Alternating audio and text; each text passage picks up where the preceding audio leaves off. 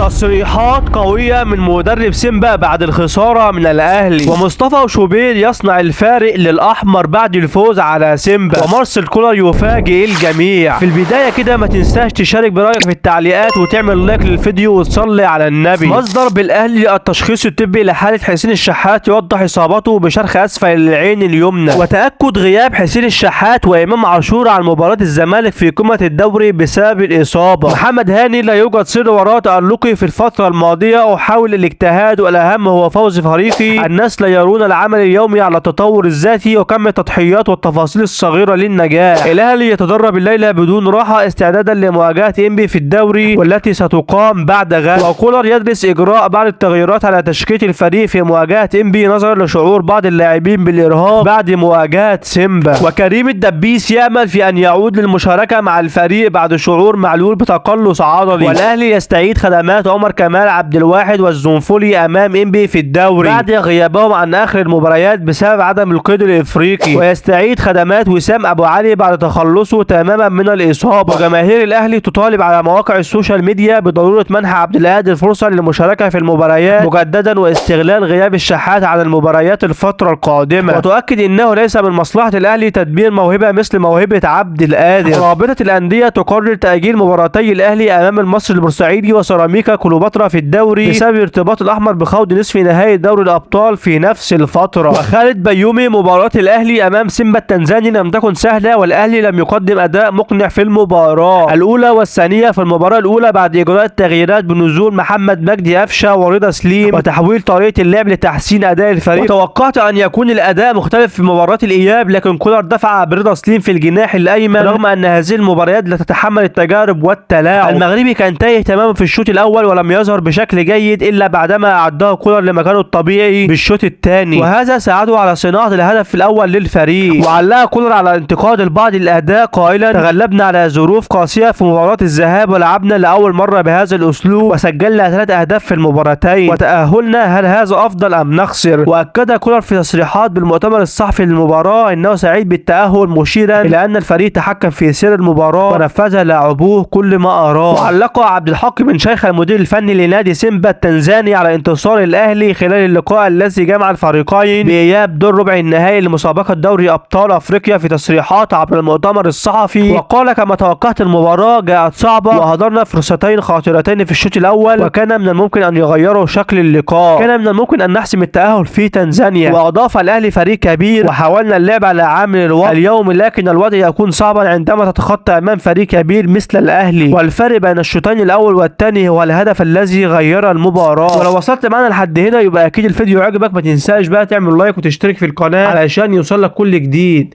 سلام.